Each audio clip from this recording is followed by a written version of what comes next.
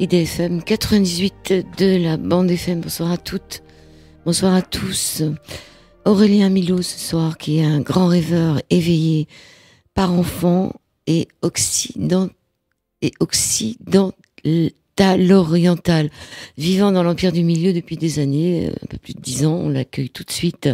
On va lui demander ce que c'est que ce mot par enfant. Bonsoir Aurélien Milot, merci d'être venu de Bali spécialement pour la radio. Je plaisante, hein, vous n'êtes pas venu que pour la radio, mais vous êtes venu de Bali quand même. Bonsoir Joël, en effet, bonsoir tout le monde. Je vis entre Bali et Shanghai, donc je venais de Bali il y a une semaine en effet.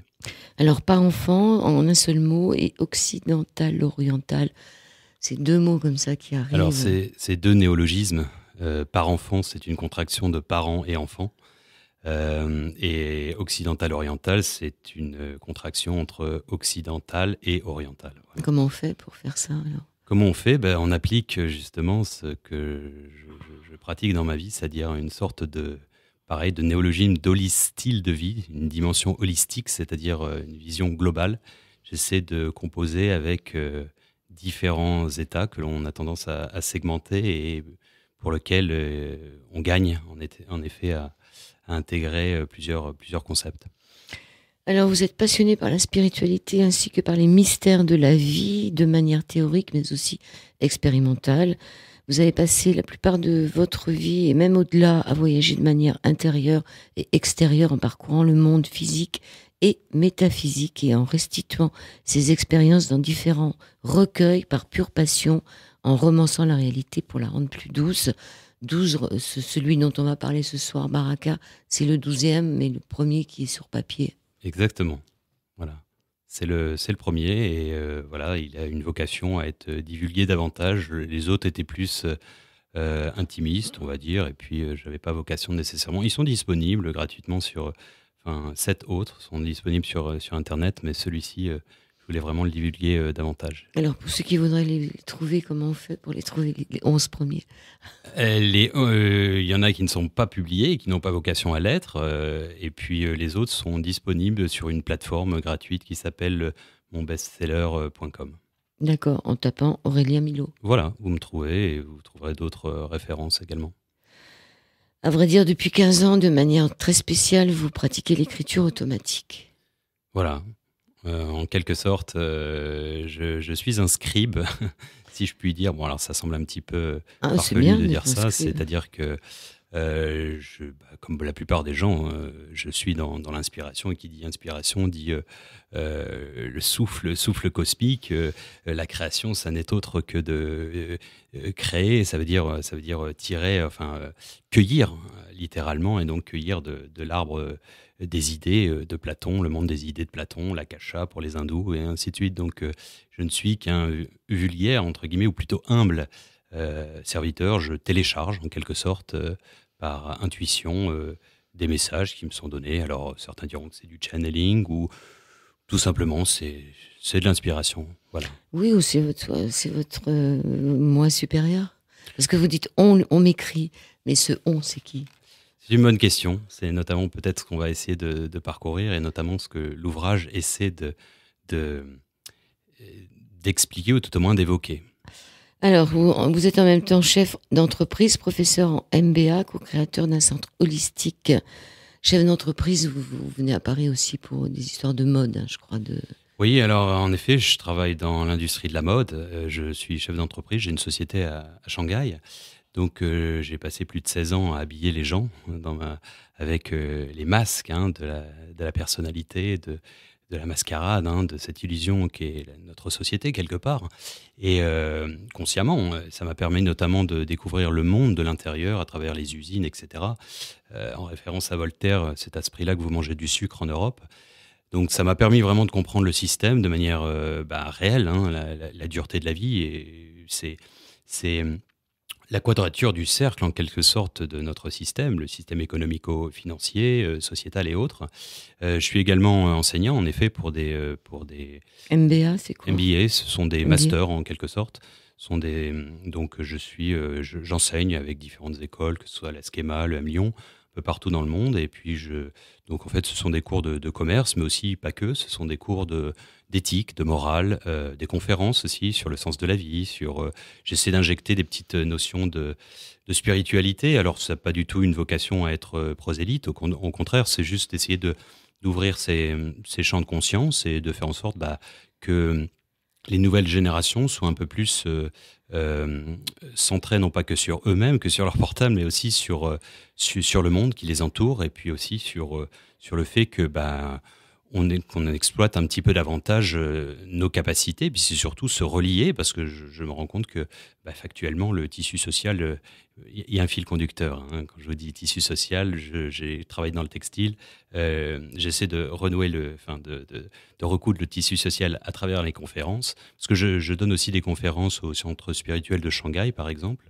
Et puis j'ai un centre de bien-être, je suis co-créateur d'un centre de bien-être à Bali, Chambali, donc qui a pour vocation à aider les gens, à essayer c'est basé sur la maïeutique, hein, faire accoucher l'autre de lui-même. Donc on propose une vingtaine d'activités, que ce soit le yoga, le pilate, la méditation, la sonothérapie, l'hyperventilation, etc., etc. Et le but du jeu, c'est évidemment que les gens passent un bon moment, mais surtout qu'ils reviennent chez eux avec un maximum d'outils pour réactiver ces hautes fréquences. Et puis aussi, ce centre a une vocation caritative, parce qu'on reverse la moitié de nos bénéfices à une œuvre caritative, en l'occurrence un orphelinat. D'ailleurs, l'ouvrage Baraka casser la baraque est entièrement reversé à cet orphelinat que je co-gère, c'est-à-dire que j'aide, je donne de mon temps, et puis je donne des cours, de français notamment aux enfants, des cours, je les aide dans l'orientation, et puis on met des spectacles en place, etc. On œuvre aussi pour aider les plus démunis, toujours avec une notion un peu confucéenne, qui est plutôt que de donner un poisson à un homme qui a faim, apprends-lui à pêcher. Donc c'est un peu l'idée. C'est de la dimension caritative, mais proactive en quelque sorte, où on essaie non pas de donner que de l'argent, on donne aussi une valeur très importante, qui est du temps, et puis de l'amour aussi, bien sûr. Mmh. Alors c'est quand même bizarre que vous êtes français et vous allez faire des vêtements là-bas en Chine. C'est-à-dire qu'en général, la mode française, vous faites quoi comme vêtements? On va pas s'éterniser là-dessus. Je vais pas citer même... les enseignes, mais c'est les enseignes les plus connues en France. Donc il suffit de taper les 10 premières et on travaille quasiment avec toutes. Donc oui, c'est un peu dommage qu'on soit amené à délocaliser. Ça, c'est une réalité. Malheureusement, c'est pas que je surfe sur la vague, c'est que c'est le monde qui est comme ça, c'est une demande, c'est une offre et une demande, c'est-à-dire que beaucoup de gens n'ont à la fois pas les moyens et ne sont pas prêts non plus à payer plus cher, parce que si on fait du Made in France, malheureusement, alors ça c'est pour la haute couture, et c'est vrai que c'est la Chine, c'est le Bangladesh, c'est la Birmanie, et on va toujours pêcher plus loin, entre guillemets, et même jusqu'à l'Éthiopie. Donc ça, c'est vrai que c'est préoccupant, je dois l'avouer, je le dénonce notamment. Alors vous allez me dire, vous en faites partie, certes, mais j'essaie d'avoir un regard lucide par rapport à ça, et je le déplore aussi. Hein. Vous savez, je me rends compte que ça ne peut pas aller très loin comme ça. Après, on ira où après l'Afrique, on ira où sur la Lune, on reviendra en Europe. Je vous ai demandé quand vous êtes arrivé si vous me rameniez pas le coronavirus. Vous m'avez dit qu'à Bali, pour l'instant, il n'y a aucun cas. Pas avéré, pas révélé. Donc, en effet, on croise les doigts, on est prudent, et puis on espère que la tempête va passer et on passera à autre chose. Mais c'est vrai que c'est assez préoccupant. C'est ce que je considère comme le virus de la mondialisation, de la globalisation, et qui montre aussi que le monde est enchevêtré, pour le meilleur et pour le pire. Et là, en l'occurrence, c'est pour le pire, c'est-à-dire qu'on a une grosse dépendance mutuelle, hein. On est dans une dimension systémique, et on le voit, hein, ne serait-ce que les bourses qui s'affolent actuellement. J'en parle pas mal, hein, dans l'ouvrage, de toute cette dimension économique, financière, en reprenant un petit peu les essentiels, et en essayant d'expliquer un petit peu pourquoi notre système ne fonctionne pas en l'état, et pourquoi il est aussi injuste. Et je remonte à la genèse d'il y a quelques siècles, et pour comprendre notamment la situation actuelle.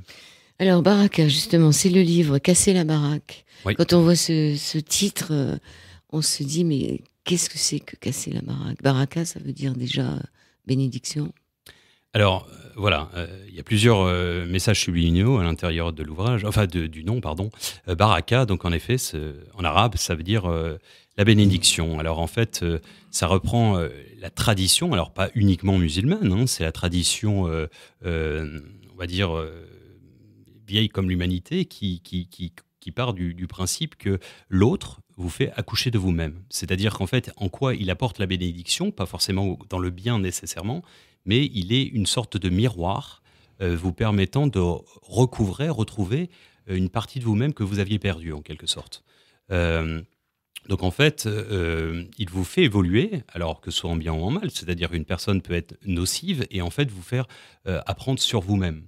Pourquoi? Parce que on part du principe qu'on vient de l'union du grand tout, peu importe son nom, Dieu, l'âme du monde, etc. Et on se segmente en chutant sur cette terre, hein, dans la matérialité, et on s'incarne, carne en latin, ça veut dire la viande. On se matérialise dans des vibrations plus basses pour justement se segmenter du grand tout. Et le but du jeu, a priori, serait, je parle au conditionnel parce que c'est pas une vérité euh, absolue, mais disons qu'on serait ici-bas pour retrouver intérieurement cette union que l'on avait avec le grand tout et que l'on a toujours, mais que l'on a perdu. Et le but du jeu, c'est de retrouver en quelque sorte cette grande conscience qui nous unit tous et qui se retrouve à travers différents biais, que ce soit la spiritualité, que ce soit la science, j'entends la nouvelle science, hein, que ce soit les Max Planck, les Schrödinger, les Nikola Tesla, etc., qui allaient dans ce sens, et ça a déjà une centaine d'années. Hein. Max Planck a eu le prix Nobel de physique, c'est celui qui a initié la mécanique quantique, ça date de 1916 ou 18, son prix Nobel. Donc voilà, c'est pas si récent que ça, et en fait, de retrouver en fait cette union que on peut définir comme divine, cosmique, peu importe, mais tout au moins, en fait, l'autre vous permet de retrouver, enfin, d'élargir les perspectives de ce grand tout, en fait, ou de la conscience dans l'absolu. Voilà. Ça, c'est pour Ouais. Baraka, on va dire. Casser la baraque, il y a deux significations. Casser la baraque, c'est un petit peu la dimension de performance. Enfin, il y a ce premier axe. Le deuxième, c'est casser la baraque. Ça a plutôt une vocation, en fait, dans le livre. C'est plutôt euh, de remettre en question la bâtisse économique, enfin économico-financière, sociétale, et également religieuse, Mm. institutionnelle, etc. Pourquoi? Pour la repenser, en fait. Parce qu'on se rend compte de manière factuelle que bah, on a un triptyque, on va dire, pernicieux, tout au moins vicieux, qui ne fonctionne pas en l'état. Le système économique est basé sur une illusion. La société, partout dans le monde, la plupart des gens sont quand même un petit peu déstabilisés. On sent que ça ne vibre plus, on voit ce qui se passe un peu partout à travers la planète. Et On a puis, peur de enfin, l'avenir, on se demande si on aura un avenir, tout simplement. et puis c'est factuel, c'est-à-dire que le troisième axe, enfin, qui est lié, c'est l'environnement. Je veux dire, sans être apocalyptique ou faire nécessairement l'apologie de la collapsologie, c'est un état de fait. Soit on est optimiste et on a maximum 100 ans, voire 70 ans, et si on est pessimiste, on a 30 ans devant nous. Donc si on s'active pas, c'est très simple, on va droit dans le mur. Donc, en fait, c'est ça la Maya, chez les hindous, c'est la constatation de l'illusion de notre monde. Et en fait, donc, l'ouvrage, à travers, c'est un récit, hein, donc c'est un récit où il y a des personnages, ce n'est pas que des thèses, essaie de parler de tout ça, mais pas que. C'est-à-dire que ça, c'est la première, parce qu'en fait, il y a une vocation alchimique, euh, c'est-à-dire qu'il y a une constatation au départ de quelque chose qui ne fonctionne pas, le monde qui ne fonctionne pas véritablement bien. Et donc ça, c'est l'œuvre noire, quelque part, c'est une sorte de destruction.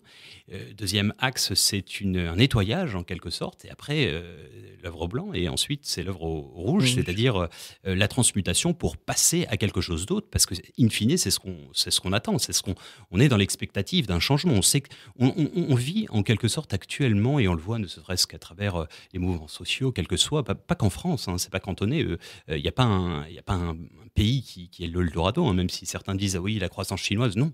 Et ce n'est pas un Eldorado. La Chine n'est pas un Eldorado, comme d'autres pays ne le sont pas. Je n'en connais pas jusqu'à présent. Et Et on a l'impression que c'est un petit peu comme, vous savez, en été, quand il y a c'est pesant, l'atmosphère est lourde, vous sentez que ça va péter. Ça Il y a va un orage qui juste va. avant l'orage. C'est ça. Et c'est même nécessaire. Et on est bien attend l'orage. On attend parce que ça l'orage fait et une du fois bien. qu'il a plu, ça redescend et on est un petit peu on le sent. Et beaucoup de gens intuitifs ou tout au moins ou sensibles, hypersensibles, ressentent encore plus. C'est pour ça que leurs vibrations sont encore plus affectées, leurs sens sont déployés davantage. Et puis voilà, si on connaît un petit peu théorie Gaïa, etc., c'est une espèce de résonance. C'est-à-dire on émet des mauvaises ondes, en quelque sorte, aussi renforcées, développées par les médias, etc. Et puis voilà, la Terre nous le rend bien, quoi, quelque part. Donc voilà, l'idée c'est aussi c'est ça, que ce soit la transition, le nouveau paradigme, c'est en quelque sorte, c'est d'accoucher d'une nouvelle manière de penser. Hein. Einstein disait Une nouvelle terre. une nouvelle terre, mais aussi une nouvelle un état, mais pas un état cantonné, c'est un état d'esprit. C'est ça qui est très important. Pourquoi ? Parce que on est dans un monde complètement matérialiste, et alors que c'est une illusion, ça. Dans la matière, on parle beaucoup d'énergie dans cet ouvrage, tout est spirituel à la base. Et dans le sens pas spirituel religieux, spirituel dans le sens de spiritus, de l'esprit. Tout émane de l'esprit à la base. Vous êtes un architecte, vous êtes dans la conception, vous avez les plans vous avez la vision que vous avez puisée du monde des idées de Platon, hein, comme je l'ai dit en préambule. Et voilà, vous l'accouchez dans la matière grâce à des plans et ensuite avec du gros œuvre, etc. Donc tout est spirituel à la base, et donc c'est pour ça que je dis un état d'esprit. Aurélien Mignon, tout est spirituel sauf la nature. Il n'y a pas la table, la chaise sur laquelle on est assis, la maison qui est au-dessus de notre tête. Elle a été construite, elle a été pensée, elle a été battue, elle est bâtie, elle est là. Sauf la nature. Et c'est la nature qui souffre en ce moment. Oui. C'est la nature qui est le plus embêtée. Alors je reviens sur ce que vous disiez tout à l'heure sur le fait que c'est l'autre qui nous montre un peu qui nous sommes. En tout début de votre livre, vous dites que l'autre reste pour nous rappeler ce que nous ne sommes pas, au cas où nous l'aurions oublié. Oui. C'est une belle phrase. L'autre est là pour nous rappeler ce que nous ne sommes pas. Mm-hmm. C'est fortement inspiré aussi de Conversation avec Dieu, qui rappelle, je crois, une trentaine de fois, tu dois faire l'expérience de ce que tu n'es pas pour savoir ce que tu es véritablement. Et c'est important. J'insiste, exister, étymologiquement, du latin, signifie segmenter. Donc ça veut dire qu'on vient du grand tout.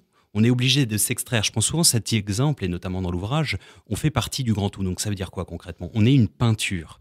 Et comment on fait pour voir les personnages de la peinture ? On est obligé de s'en extraire, donc de se segmenter. Et l'existence, c'est la base de ça. C'est pour ça qu'on a dualité. On a dualité pour comprendre, se retirer de la peinture.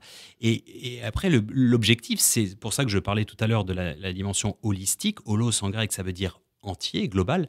C'est justement recomposer les pièces du puzzle. Parce que c'est une dualité ne signifie pas que c'est bipolaire. Hein. Ça veut dire que, justement, l'ouvrage commence avec la grande citation de Rumi qui dit la vérité était dans les mains de Dieu, il s'est brisé. Miroir. Le miroir, pardon. Et il s'est brisé et chacun en reprend un morceau et dit que la vérité s'y trouve. Et en fait, chacun de nous, pensons avoir la vérité. C'est toujours l'exemple du Rubik's Cube. Je vous le montre, vous allez me dire il est rouge. Je vous dis non, il est bleu. Et ainsi de suite. Quelqu'un sur ma droite dira une autre couleur. Et en fait, c'est un gigantesque kaléidoscope, la réalité, telle qu'on l'aperçoit. Et vous m'enrichissez, j'enrichis d'autres personnes, et ainsi de suite. Et la discussion nous permet, en quelque sorte, d'amplifier la conscience avec un grand C, qui est le grand tout, Dieu, peu importe comme vous l'appelez, mais qui s'expérimente à travers nous, et nous réexpérimentons, nous tentons, nous espérons, enfin certaines personnes, croyons pas, de le retrouver. Et entre guillemets, c'est le vivant. C'est la métaphore de Dieu, hein. Le vivant, la conscience. Victor Hugo disait la conscience, c'est Dieu dans l'homme. Et ça, c'est pour moi assez évocateur. Et donc, il y a un passage où vous parlez de ce miroir qui est brisé, et on est tous une toute petite partie de ce miroir, et on veut toujours aller au-delà du miroir, c'est le titre de l'émission. Voilà. Et quand on se regarde dans le miroir, finalement, on se demande ce qu'on voit, si c'est nous, qu'est-ce qu'on cherche dans le miroir. On fait une pause musicale, c'est vous qui l'avez choisi. On se retrouve tout de suite après Deuxième partie de cet au-delà du miroir, toujours avec Aurélien Milot. On a entendu y dire, il vous dira ensuite le titre du morceau puisqu'il signifie quelque chose d'intéressant. Nous sommes autour de son livre toujours Baraka, casser la baraque. Nous sommes en mutation rapide, mais que se passe-t-il concrètement? Comment négocier ce virage qui semble périlleux et tel un déluge noie bon nombre de personnes dans les larmes de la mer. Les larmes de la mer en deux mots, ou l'âme, R, en deux mots aussi, avec deux R, R. C'est joli. Hein. Alors, c'était quoi le titre d'Idir? Parce que ça veut dire... Le titre, c'est Avava Inuva, ça veut dire en berbère, ça signifie en fait papa. Papa, Vava, c'est comme en arabe, c'est Beba, Baba. Voilà, donc c'est très symboliquement en mémoire de mon père. Et puis aussi, c'est de manière symbolique la dimension divine céleste, on va dire. Et puis ça incarne aussi la beauté de l'Orient, la chaleur, etc. Et un personnage, en l'occurrence, qu'on va voir juste après, j'imagine. Et de la même manière, c'est la dualité avec le prochain titre qu'on écoutera. Oui, c'est plutôt l'Occident. Voilà, alors vos personnages, ça se passe sur... ça commence, enfin, il y a 3 périodes, une vers l'an 30, une en 1981 en France et une en 2016 en Syrie. Voilà. C'est sur 3 périodes. Alors en fait, c'est 3 strates de temps en effet qui se répondent. C'est-à-dire en fait, c'est comme si vous aviez des niveaux spatio-temporels type premier étage, deuxième étage, et en fait, il y a un lien entre eux. C'est-à-dire que, comme vous l'avez mentionné, ça se passe à l'époque de Jésus-Christ, officiellement entre guillemets, entre 30 et 33, c'est-à-dire la période du ministère de Jésus-Christ, et également en 81 dans l'astral, donc dans un non-temps. Et pourquoi 81 81, c'est une date symbolique, et à la fois en France, et également assez charnière, et aussi notamment en Chine. C'est le début de Deng Xiaoping au pouvoir, et c'est notamment une nouvelle polarité qui s'annonce dans le monde à venir. C'est-à-dire c'est le début de l'ouverture de la Chine, l'empire du milieu, et qui s'ouvre au monde et qui va se déverser sur le monde à partir de 2001, quand la Chine entre dans l'Organisation mondiale du commerce. Et en 81, ça se passe en France, parce que c'est la fin des 30 Glorieuses aussi. C'est la fin c'est l'ère Mitterrand, etc. Ouais. Donc voilà, c'est une période. Et puis c'est aussi parce que je suis quasiment de cette période-là. J'avais un peu plus d'1 an à l'époque.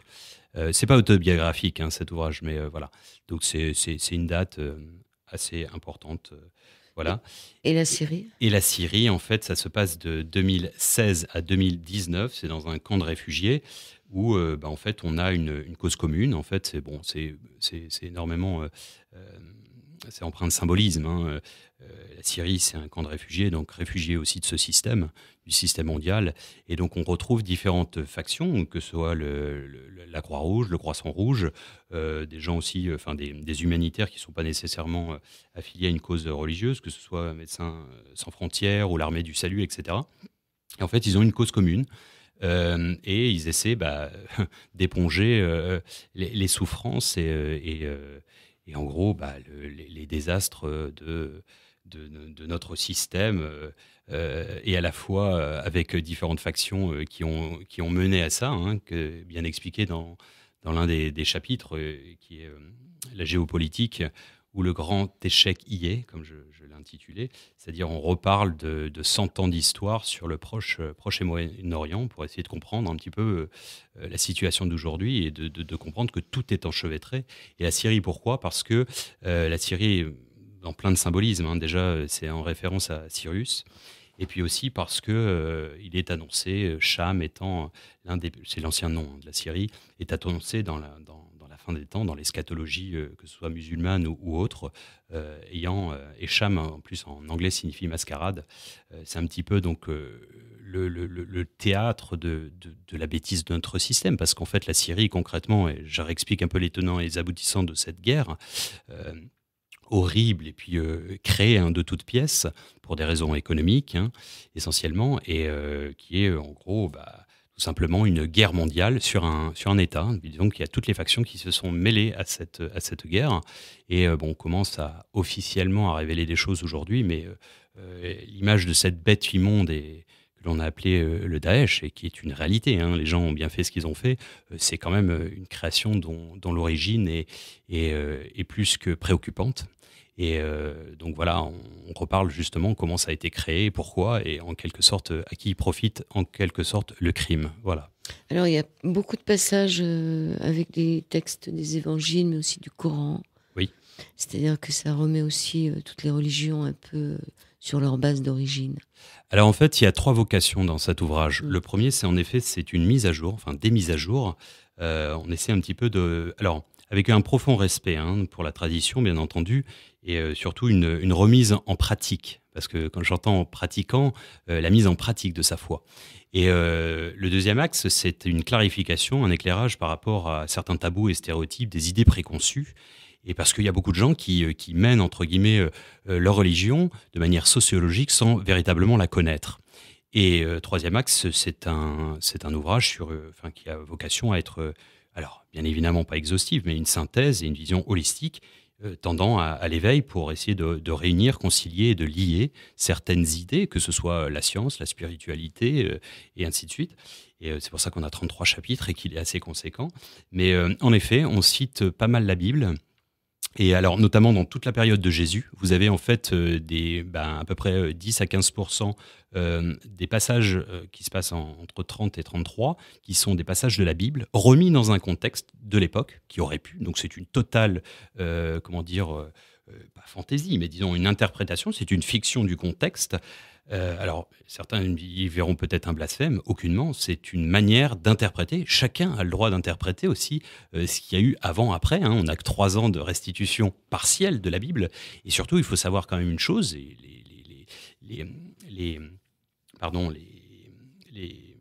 je cherche le mot,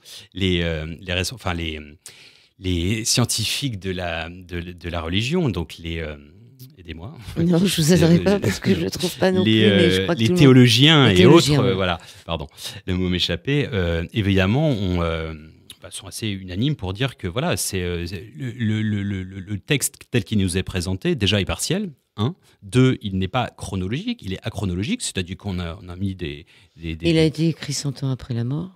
Voire plus, pour certains, par révéler et dit un peu le téléphone arabe.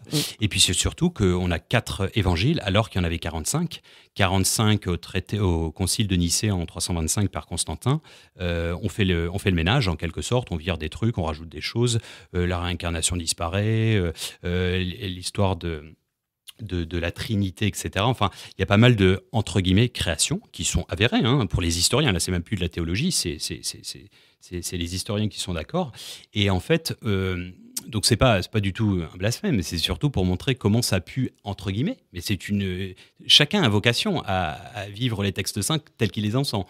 Et en fait, si vous voulez, l'idée, c'est surtout de dire que les textes saints vivent encore. Ils sont là, ils sont encore contemporains. Ce n'est pas des vieux textes, les religions du livre ne sont pas... Alors là, c'est pour le monothéisme, on parle aussi des autres. Les Vedanta, les Upanishads, etc., n'ont pas de la poussière. Ils ont vocation à être dépoussiérés. Et c'est pour ça qu'encore une fois, le message est un verbe, le vivant s'exprime et s'expérimente chaque jour, chaque seconde. Voilà, donc ça c'est vraiment... Et après, ensuite, l'idée c'est que oui, il y a beaucoup de citations du Coran pour réexpliquer certaines choses, notamment sur le voile, sur des thèmes qui, malheureusement, c'est toujours un peu délicat, etc. Et pour très souvent des notions de confusion, en fait. Et donc l'idée, c'est de doter les voiles, mais des voiles non pas de pudeur, des voiles d'incompréhension parfois, ce sont des voiles sociologiques, des voiles de tradition, de traduction également des textes. De transgression des fois. Oui, le Coran se lit avec 4 niveaux de lecture, hein, pour ceux qui connaissent, notamment, c'est bien expliqué, j'ai essayé d'expliquer comme je pouvais, mais notamment le dernier acte, c'est le batin, c'est ce qu'on appelle la partie cachée. Et on dit notamment dans le soufisme que Dieu écrit le Coran le plus subtil dans le cœur pur des hommes, enfin homme avec un grand H. Alors évidemment, et on en vient à cette notion de baraka, on a 2 personnages centraux, donc on a 12 personnages qui sont en résonance avec les 12 apôtres. le 13e, la dimension christique, étant le lecteur, si tant est qu'il prenne sa place ou qu'il la comprenne comme telle. Et disons qu'en fait, on a deux personnages. On a Myriam, qui est de confession musulmane, sociologique à la base, qui est née dans les plaines, dans les montagnes de l'Atlas au Maroc, et se détourne de l'islam parce qu'elle a eu une manière d'être enseignée avec une violence, etc. à l'époque. Elle s'est détournée, elle s'est convertie au christianisme par le biais de la gnose. Donc la gnose, la connaissance en grec, qui est l'ésotérisme en quelque sorte du catholicisme. Et l'autre personnage, c'est Issa, qui est un Français de souche, entre guillemets, et qui lui s'est détourné du christianisme pour se convertir ou reconvertir à l'islam par le prisme du soufisme. Donc chacun d'eux, en quelque sorte, vont se réapprendre leur tradition, leur éducation religieuse par le prisme de l'autre et par le prisme de l'ésotérisme. Ésotérisme, la partie cachée ou la partie intérieure, qui n'est pas une dimension sociologique, comme la plupart des religions, mais qui est beaucoup plus profond, qui est beaucoup plus subtil. C'est l'essence, a priori, pure des messages premiers des religions. Et en fait, ils vont se rendre compte que finalement, ils n'avaient pas un problème envers leur propre religion de naissance, c'était un problème avec les interprétations humaines et sociologiques. Donc, et puis ensuite, donc ça va être le premier acte, c'est une dualité, yin-yang, hein, quelque part, et après très vite on va arriver donc avec un personnage Maya par exemple qui est hindou, chaman, etc., et elle qui va être beaucoup plus conciliante en quelque sorte. On va sortir du clivage religion du livre avec un axe déporté sur les Indes, et qui est l'hindouisme, le bouddhisme, et plus tard on aura aussi le taoïsme avec un personnage chinois, mais elle représentera en quelque sorte symboliquement Shushuma de Ida et Pingala. Donc Shushuma qui est entre guillemets la réunion des deux, de Myriam et de Issa. Et en fait, on va petit à petit élargir le champ de conscience et de la connaissance avec un grand C, qui est lié et expliqué comme tel à ce dont René Guédon parlait comme la tradition primordiale, c'est-à-dire une sorte de tronc commun en quelque sorte, dans lesquels chaque dogme ou chaque religion ou spiritualité sont enchevêtrés. Et en fait, ce ne sont que différents chemins menant à Rome et au Dôme, comme je le dis. Et également, on n'aura pas que, parce qu'il y a des gens qui peut-être écouteront et se diront, oui, mais bien gentil, mais c'est une question de foi, donc pourquoi? Et non, on a en fait on a aussi des personnages qui sont totalement athées. On a par exemple Nathalie, qui est une humanitaire, qui a 60 ans, qui ne croit absolument en rien, mais croit en l'homme. Et en fait, c'est une mère Teresa bis, c'est-à-dire qu'elle est touchante, elle a une histoire extrêmement touchante, et elle aide son prochain sans attendre en retour une récompense, si ce n'est que la bonté pure de donner.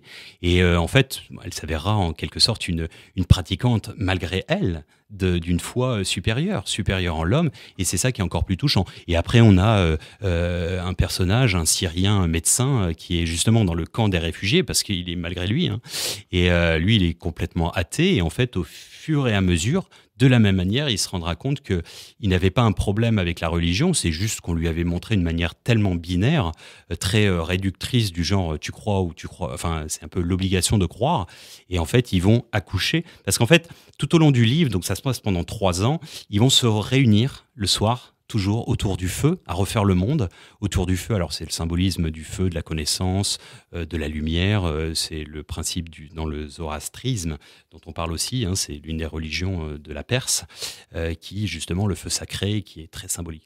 Le livre est extrêmement bourré de symboles, de niveau de lecture, et en fait il a vocation à être lu et relu plusieurs fois. Oui, vous me disiez qu'il fallait le lire plusieurs fois. Je vous ai dit que ça ressemblait un peu à la belle histoire de Lelouch, qu'il faut regarder plusieurs fois pour comprendre. Mais ça ne se passe pas uniquement avec le Christ, ça se passe aussi avec d'autres religions, et c'est plus de notre temps. Oui, en fait, l'idée, si vous voulez, c'est dans ces notions de strates, justement, évidemment, quand on dit l'ère christique, c'est pas dans le nouvel âge, souvent on a tendance à dire que, c'est un peu galvaudé la notion de ère christique.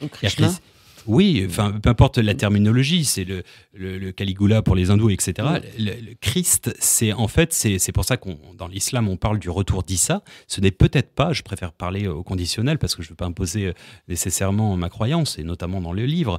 C'est une ère christique, sous-entendu que c'est recouvrer, retrouver la dimension christique à l'intérieur de chacun de nous.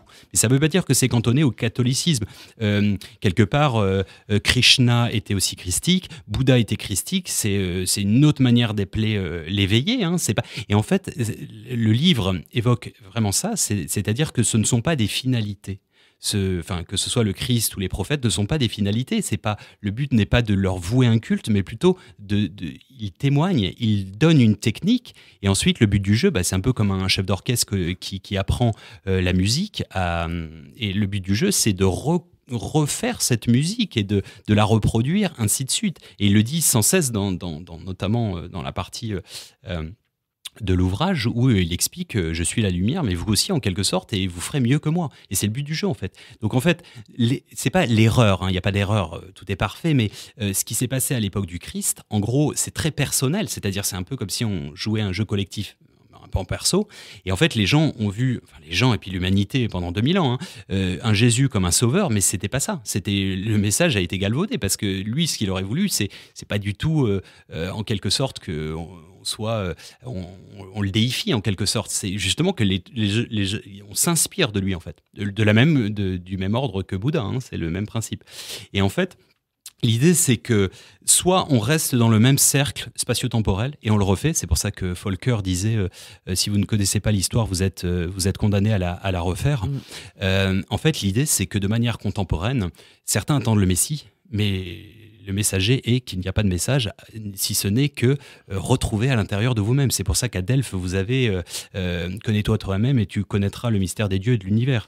Et pourquoi ? Parce qu'en fait, c'est une introspection.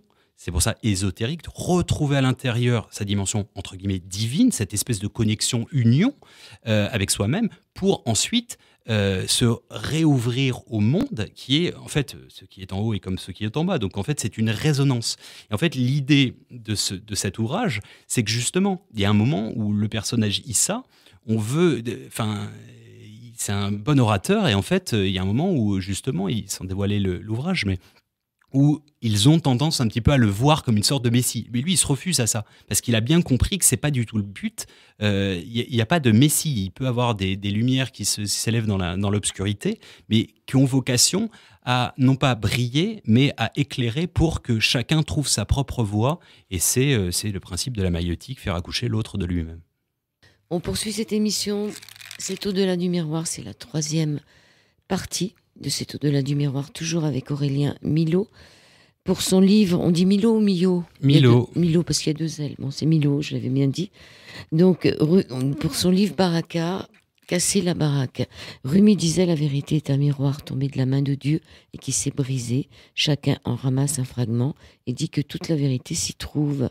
Nous semblons venir de l'unité, l'absolu, et dans notre chute, l'humanité a dû s'en séparer pour s'incarner afin de mieux retrouver en soi et grâce à l'autre, en tant que réflexion, cette conscience divine, chaque pièce, chaque composant permettant de recomposer le puzzle infini et d'en admirer le chef-d'œuvre. Baraka, casser la baraque, il y a tout un tas de chapitres avec chacun un nom dont je vais en citer quelques-uns. Le premier, c'est la lumière, le deuxième, l'empathie, le troisième, la communication, le quatrième, les systèmes inhumain ou humain, la géopolitique ou le grand échec qui est, la sexualité, l'amour ou l'amour, etc. Il y en a 33 avec l'arrivée du nouveau paradigme. Enfin, c'est un livre qui fait 485 pages, qui est un format qu'on ne retrouve pas partout. Je vous ai pris en photo avec pour bien que les gens comprennent que c'est pas un livre de poche. Et vous l'avez fait dans ce grand format qui est facilement le double d'un livre normal, parce que vous vouliez pas le faire en 2 tomes, c'est ça ? Bah déjà, je voulais préserver qu'il n'y ait pas trop d'arbres coupés. Vous allez me dire, on peut aussi les recycler. Plus sérieusement, c'est-à-dire qu'en fait, non, je voulais qu'ils soient assez accessibles. À la base, au départ, je voulais même le faire gratuit. Et en fait, on me l'a déconseillé parce que sinon, il aurait été pas forcément lu. D'ailleurs, on dit en français où le mot anglais aurait utilisé, c'est best-seller. Ça veut bien dire ce que ça veut dire. Il doit être vendu. C'est malheureux, mais c'est comme ça. On n'est pas encore dans le nouveau paradigme, malheureusement. Alors, je veux juste préciser quand même que tous les bénéfices sont reversés à une association caritative, en l'occurrence l'orphelinat à Bali. Donc, mais je voulais en fait qu'il soit complètement, qu'il soit accessible en termes de prix au plus grand nombre. Voilà, donc c'est la Sinon, raison il est aussi en PDF, on peut l'avoir il est en Kindle. digital, oui, il est à 10 € en digital, et puis sinon, il me semble, à 20 € en format papier. Voilà. Il pèse lourd, hein, vous l'emmenez pas dans votre sac à main, ou alors c'est pour vous défendre, hein, si on vous attaque. Voilà, donc on a parlé un peu en début d'émission de ce livre. Il y a 33 chapitres. À chaque chapitre, finalement, ça nous ramène sur l'histoire des personnages dont vous évoquez. C'est un peu, au niveau des écritures aussi, c'est un peu comme si notre vie devait être confrontée à des passages des évangiles aussi. C'est comme si on devait quelque part connaître le mode d'emploi. Alors, pas forcément. Disons qu'en fait, c'est une sorte de jeu d'énigmes. C'est-à-dire qu'en fait, les textes saints de la Bible, c'est aussi vrai pour d'autres. En fait, c'est-à-dire que c'est plutôt en fait d'essayer de voir au-delà, de lire entre les lignes des textes saints, et en fait, après coup, si vous voulez, la pratique que j'enseigne s'appelle TIP. TIP en anglais, ça n'a rien à voir avec sale type, ça veut dire TIP, ça veut dire conseil. Et en fait, ma manière d'enseigner, c'est toujours, et de m'appliquer aussi, c'est théorie, intuition, pratique. Alors, par les bouquins, on apprend, on accumule une certaine connaissance, mais ensuite on la met en pratique. Et ça, c'est très important. Et de là, on peut trouver notre propre guidance, c'est-à-dire l'alignement, la reconnexion, l'intuition. Donc en fait, l'idée in fine, et c'est ce dont on parle beaucoup, quand je parle de réapprendre à lire et à décrypter, et aussi à coécrire le grand livre de la vie, c'est en fait de se rendre compte que en fait, la vie parle au quotidien. Victor Hugo disait la très jolie phrase qui est la suivante, qui disait c'est une triste chose de considérer que la nature parle et que le genre humain reste sourd. Et en fait, c'est exactement ça. C'est essayer c'est pas que les textes sacrés en quelque sorte, c'est que tout se prête au sacré quelque part. Mais ça, en fait, tout dépend de son degré de vibration, de son ouverture, et vous pouvez être enseigné par tout le monde et n'importe qui, et malgré parfois les autres, en fait. Je vais vous donner un simple exemple. Le Bouddha, selon la légende, n'a pas eu l'illumination par le fait de l'ascèse, etc. Il est en méditation, il perd des dents tellement il arrête de manger, etc. Et en fait, c'est par la synchronicité, il entend un enseignant et son élève qui lui dit si ta corde de sitar n'est pas bien réglée, tu n'émettras aucun son, et si elle est trop tendue, elle va casser. Et c'est là qu'il se dit ah bah non, je ne peux plus. Et c'est là où il est dans la voie du milieu, il est dans la voie, on va dire, juste, pas d'excès en quelque sorte. Et pourquoi je dis ça, c'est qu'en fait, on a une soif d'exceptionnel, de sensationnel, la preuve, hein, même ceux qui sont qui s'ouvrent, qui sont dans un éveil, et notamment dans la spiritualité, sont beaucoup dans le sensationnel. Les extraterrestres, les trucs, les voyages astraux, ils veulent des choses vraiment un peu avec de l'adrénaline quelque part. Mais en fait, il faut quand même comprendre que n'importe quoi est source d'éveil. C'est-à-dire que même une discussion, parfois, des brefs de comptoir ou autres, ou ça philosophe aussi dans les PMU et autres, mais ce que je veux dire par là, c'est que vous avez des niveaux de lecture et tout dépend en fait de vous et de votre ouverture en quelque sorte. Et vous avez des enseignements, moi j'ai eu la chance c'est pour ça que j'ai choisi le commerce à la base, pour aller à l'encontre du monde et retrouver le monde. J'ai voyagé dans 66 pays, j'ai vécu quasiment un tiers de ma vie à l'étranger, et voilà, c'est ce que j'ai essayé de trouver, et j'ai eu des enseignements magnifiques à travers tout le monde, et que ce soit du plus grand érudit ou une personne que personne ne voyait. J'ai travaillé pas mal quand j'étais notamment à Paris, mais encore maintenant dans tout ce qui est caritatif, et j'ai eu des enseignements mais extrêmement touchants par des gens que personne, entre guillemets, ne calcule en quelque sorte. Donc voilà, c'est ça en fait l'idée. Ce n'est pas une finalité encore. Les textes, les évangiles, justement, l'évangile, c'est vivant, c'est au quotidien. Donc quel que soit le support du texte, vous en avez des évangiles contemporains. Oui, j'estime, j'ai dit tout à l'heure, en conversation avec Dieu ou enfin, d'autres ouvrages sont pour moi, oui, des textes tellement inspirants, mais encore une fois, je pense que dans la vie de tous les jours, vous pouvez déchiffrer les messages subliminaux du grand livre de la vie. Alors, est-ce qu'on peut savoir comment mettre tout ça en pratique en lisant Baraka ? Bah, c'est le but, hein. Disons que, alors c'est pour ça qu'il faut le lire pas mal de fois, mais il y a tout un chapitre qui a pour vocation de donner à peu près 25 à 30 clés pour justement augmenter ses vibrations, alors avec des choses pratiques de la vie de tous les jours, hein, c'est-à-dire, je vais vous en donner quelques-uns, vous allez me dire, on n'a pas besoin de toi pour le savoir. Oui, il faut le mettre en pratique, c'est pour ça que je dis que c'est des mises à jour. Une bonne alimentation, une bonne hygiène, faire de la méditation, avoir une gratitude au quotidien, se satisfaire de ce qu'on a. Voilà, le bonheur, c'est pas nécessairement d'avoir ce qu'on veut, mais d'être satisfait avec ce qu'on a. Et oui, il y en a pléthore qui sont bien expliqués dans l'ouvrage, mais en fait, il faut pas nécessairement chercher. En fait, quand je dis on est dans l'éveil, beaucoup sont dans une quête sensationnelle. Il n'y a pas forcément.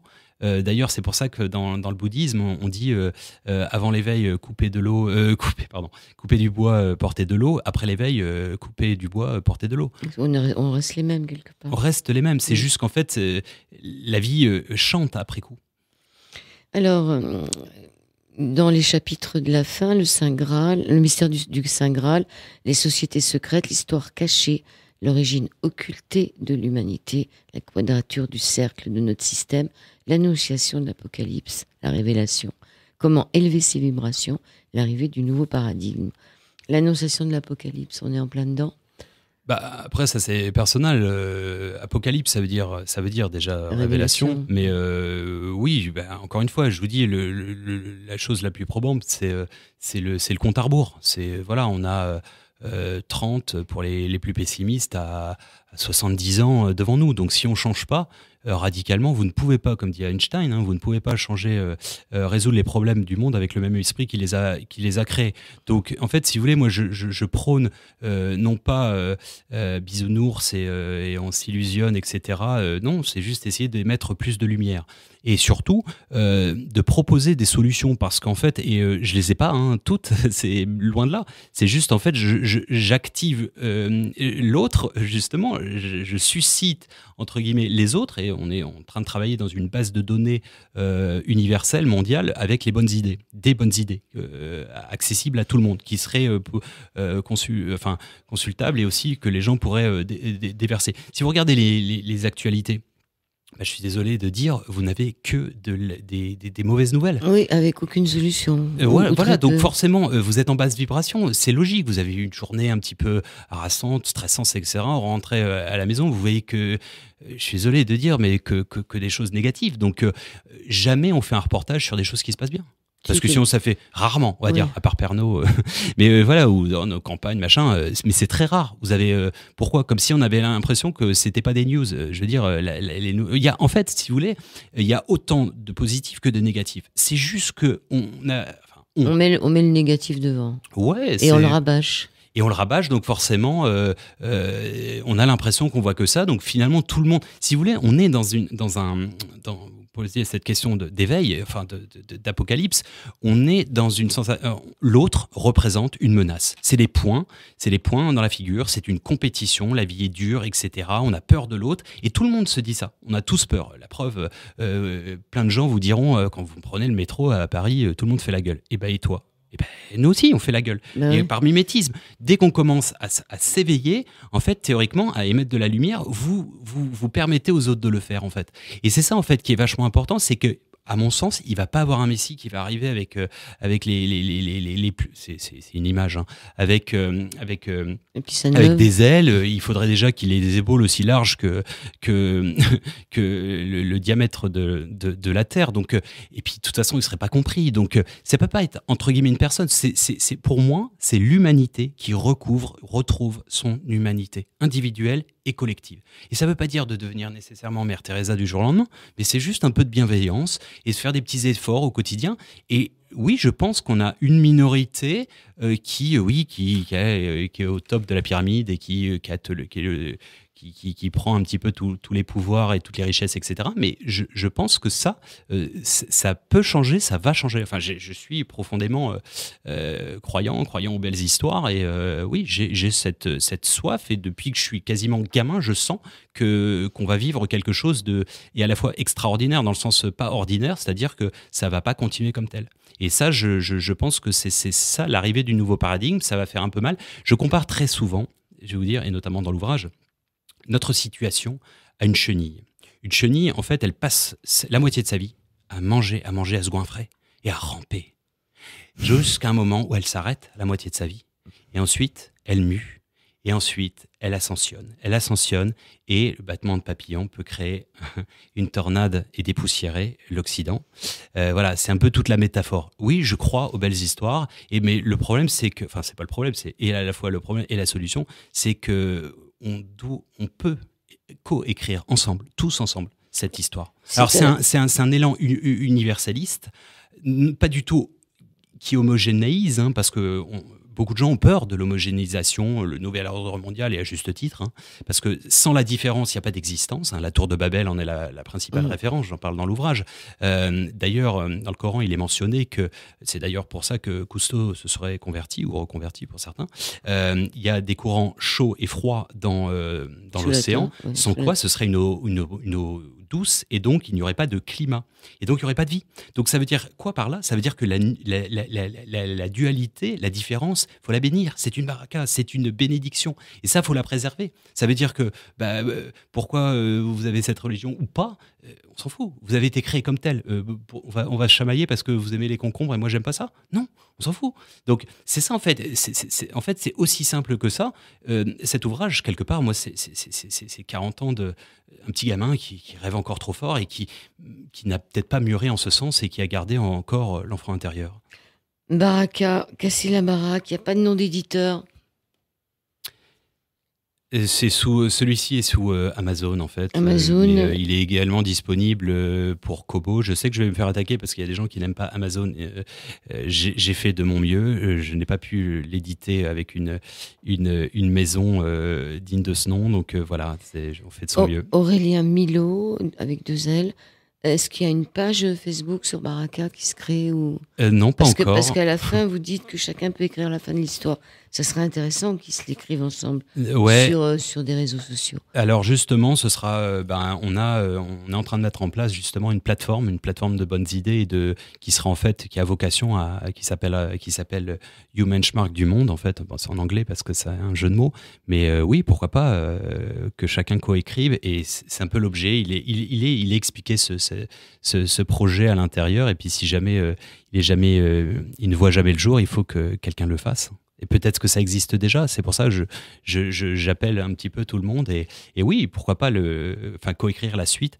Mais et sans dévoiler la fin, il y a 3 fins. Il y a 3 fins qui sont optionnelles. Mais vous proposez aussi aux lecteurs d'en rajouter d'autres. Voilà, exactement. Parce que je pense aussi, et c'est pour ça qu'il y a aussi un chapitre qui est l'espace-temps et aussi la conscience, je pense que tout existe déjà, et c'est qu'une question de vibration, et c'est des choix qu'on a à faire, et plus on sera nombreux à faire le même choix. C'est ça. Et plus on risque d'aller vers ce qu'on a envie. Voilà. Merci beaucoup Aurélien. Milo, vous repartez très vite à Bali. Merci Joël, je repars vendredi soir. Avec un masque dans les aéroports quand même. Probablement. Merci beaucoup. Merci Joël. Merci. Ah, j'ai pas de son. Ça va sûrement partir, la musique, c'est pour qu'on reste un peu plus ensemble. J'ai un souci de musique de fin d'émission. Attendez. Donc on va continuer de discuter un peu, parce que là j'ai un tout petit problème technique. Donc, est-ce qu'il y a une phrase qui vous vient à l'esprit du livre parce qu'il y a des citations. Vous en avez une qui vous vient à l'esprit là? Ouais, probablement, parce que ça, c'est un concept très pratique. C'est-à-dire, c'est de Léonard de Vinci qui dit: principe pour le développement d'un esprit complet, étudiez la science de l'art, étudiez l'art de la science, développez vos sens, surtout apprenez à voir, réalisez que tout se connecte à tout le reste. Et ça, je pense qu'en une phrase, il a quasiment tout résumé. Il faut savoir que Léonard de Vinci était un grand initié. Merci beaucoup Aurélien Milot. Merci Joël. Merci.